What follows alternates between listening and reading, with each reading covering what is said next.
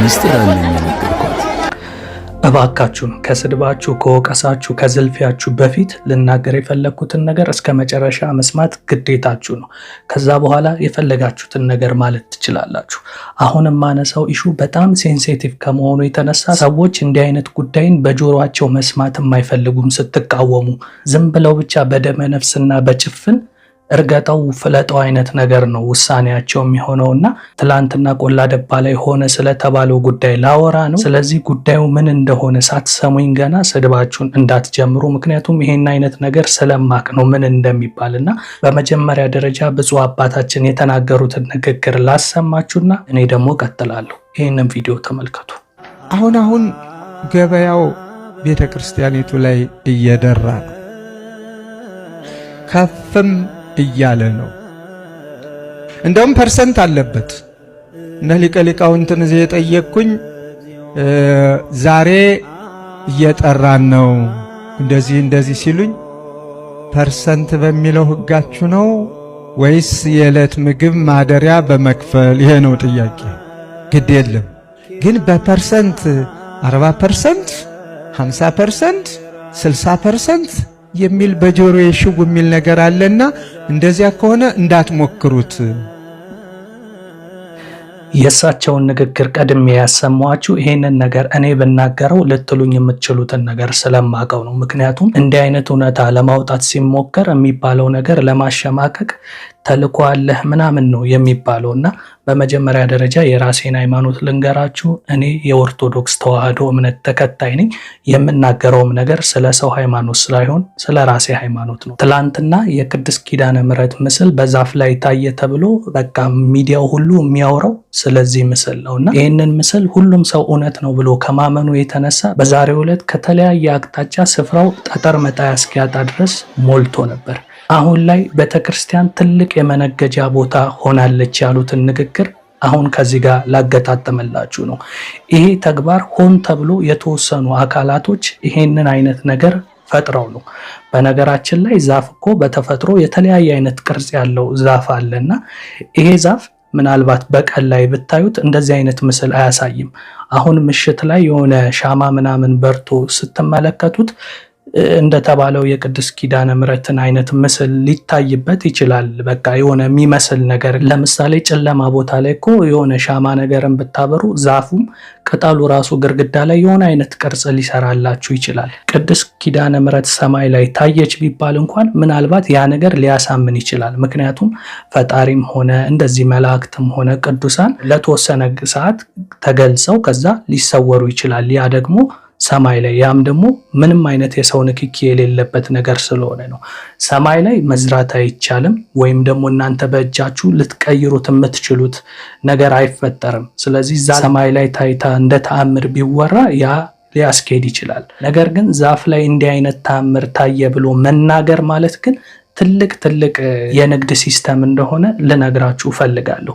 ይሄንን ለምን አልክ እንዳትሉኝ በመጀመሪያ ደረጃ አሁን ታየ የተባለውን ዛፍ ቀረብ አድርጌ በደንብ ግልጽ በሆነ መንገድ ዛፉን ላሳያችሁ። ተመልከቱት። ይህንን ዛፍ ነው እንግዲህ እንደዛ ብለው ያስወሩበትና የዚህ ሲስተም ዋነኛ መንስኤው ምን እንደሆነ ታውቃላችሁ? የተወሰኑ አካላቶች ስማርት በሆነ ወይ የንግድ ሲስተም ነው የፈጠሩት። ህዝቡ በጭፍን ዝም ብሎ እንደሚነዳ ያውቁታል፣ በተለይ ሃይማኖታዊ ጉዳይ ላይ። ይሄ ጉዳይ ካልኩት ነገር ጋር ምን ያህል እንደሚዛመድ አሁን በደንብ ላስረዳችሁ። ይህ መረጃ ከተሰራጨ በኋላ ትላንት ማታ ላይ ከሁሉም የሀገሪቷ ክፍል ህዝቡ ይሄንን ተአምር ለመመልከት እዚህ ቦታ ጋር እንደምታዩት ነው ጠጠር መጣያ የሚባል ነገር አልነበረም። አያችሁ፣ ይሄ ሰፋ ያለ የሎጂስቲክ ትስስሮች አሉት። አሁን ሰው ወደዚህ ቦታ ለመምጣት እንግዲህ ከየአቅጣጫው ትራንስፖርት በሚይዝበት ሰዓት ያ የቢዝነስ አይዲያ ነው። ወደዚህ ተአምራዊ ቦታ ለመሄድ የምትፈልጉ ምናምን ቢባል ሰው በሙሉ መሳፈር ይጀምራል እና አይታችሁ ከሆነ የጉዞ ማህበራት ነን ብለው በየሳምንቱ እዚህ ገዳም እንወስዳለን በሚል በዛ ስንትና ስንት ብር የሚበሉ ሰዎች አሉ። በቃ ሰው የሆነ ነገርን ሲያይ እንዴት ምናምን የሚል ነገር አይጠይቅም። ለዛውም በዚህ ዘመን አሁን ያለንበት ዘመን የሆነ ነገር ስትሰሙ እንዴት ምናምን ብላችሁ መጠየቅ አለባችሁ። ነገር ግን ሃይማኖታዊ ጉዳይ በሚሆንበት ሰዓት ግን እንዲህ አይነት ነገር መጠየቅ ያስፈራል። ምክንያቱም ትችቱን ስለምንፈራ። ለዛም ነው በመግቢያዬ ላይ ትችታችሁ በፊት ልናገር የምፈልገውን ስሙኝ ያልኩት። አሁን ራሱ ሳይሰማኝ ማዕት ሰው እየሰደበኝ እንደሆነ አውቀዋለሁ። ይሄ የቢዝነስ ዝርጋታ ነው ያልኩበት ምክንያት ደግሞ ሌላኛውን ምሳሌ ልስጣችሁ። ትላንትና ይሄ ተአምር ታየ አይደለ? ዛሬ ላይ ደግሞ ምን እየተባለ እየተዘገበ እንደሆነ ላሰማችሁ። ይህንን ቪዲዮ ተመልከቱ። እጅግ አስገራሚ ነው። አስገራሚ ጸበል መፍለቁ እየተገለጸ ይገኛል። ትናንት ማታ በጎንደር በምስራቅ ደንቢያ ወረዳ ቆላድባ ከተማ በዋርካው ላይ እንግዲህ የታየው የቅድስት ኪዳነ ምሕረት ተአምራዊ ምስልም በርካቶችን እያነጋገረ ነበረ። አሁን ደግሞ እንግዲህ ሌላ እጅግ የሚያስገርም ተጨማሪ ተአምር መከሰቱ ነው እንግዲህ እየተነገረ የሚገኘው። የኪዳነ ምሕረት ምስል በታየበት በዚያው ስፍራ እንግዲህ በአሁን ሰዓት አስደናቂ ጸበል መፍለቁ፣ ትላንት ዛፉ ላይ ምስሏ ተገለጸ፣ ዛሬ ደግሞ ጸበሏ ፈለቀ። ቀጣዩ እርምጃ ምንድን ነው? እዚህ ቦታ ላይ ቤተክርስቲያን ይገንባ ይባላል። ከዛስ እነዚህ ይሄንን ሐሳብ ያመነጩ አካላቶች ብር አዋጡ ይሉናል ማለት ነው። እነማንን? እያንዳንዳችን ኦርቶዶክሳውያንን።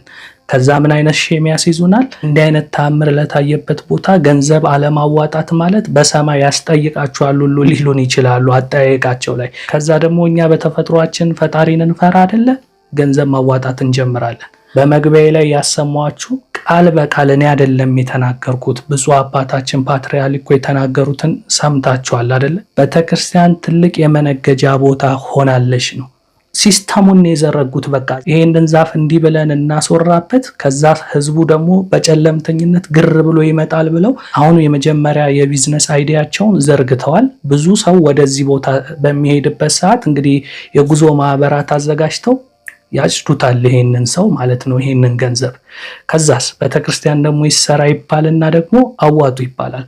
ገና ካሁኑ የተጀመረውን ነገር እዚህ ዛፍ ስር ምን ይታያቸዋል? ተመልከቱ።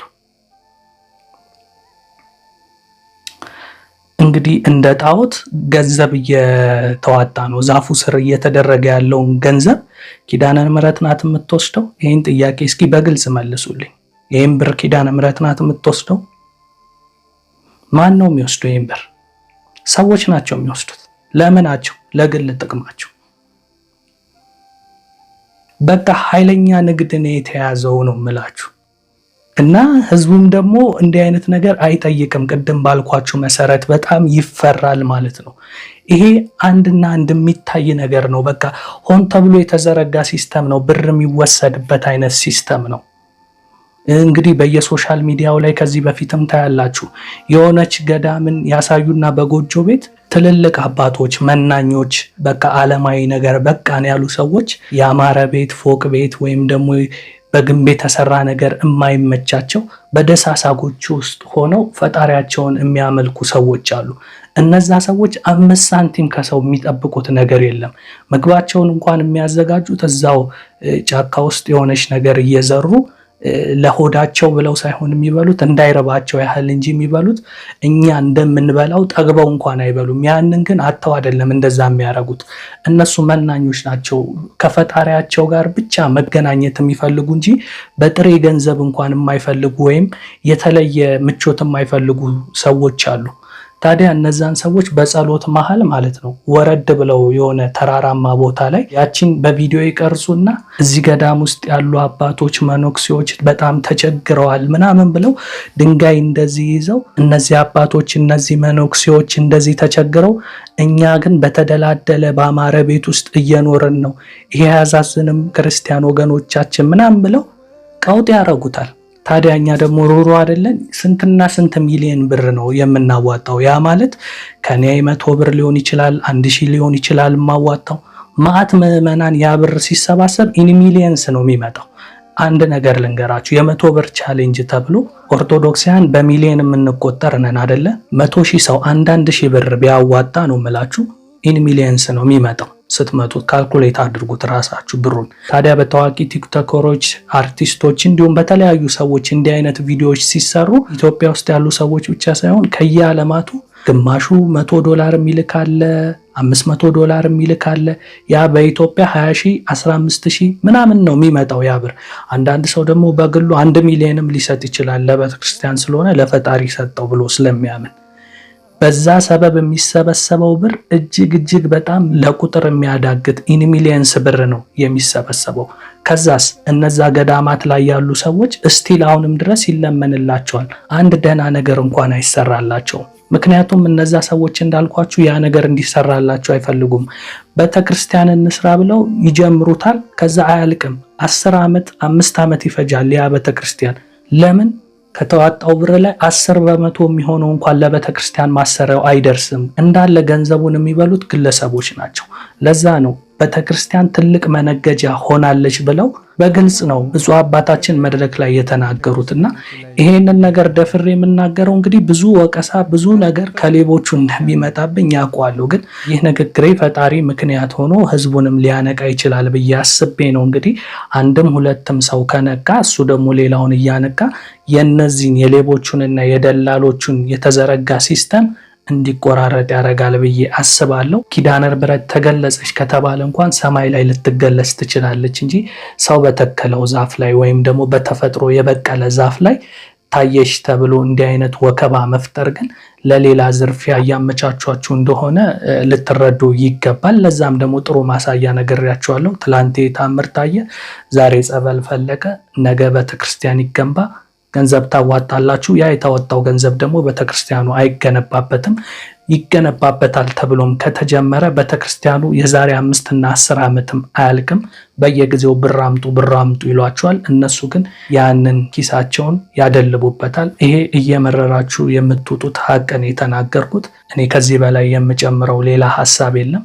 ሀሳቤን ለምትረዱኝ ከወዲሁ አመሰግናችኋለሁ። ሀሳቤን ሳትረዱኝ ግን ተቃውሞና ስድብ ለምታነሱ ሰዎች ደግሞ ፈጣሪ ልቦና ይስጣችሁ በሚል ይህንን ቪዲዮ ቃጫለሁ። የእናንተ ወይላ ነበርኩ። መልካም ጊዜ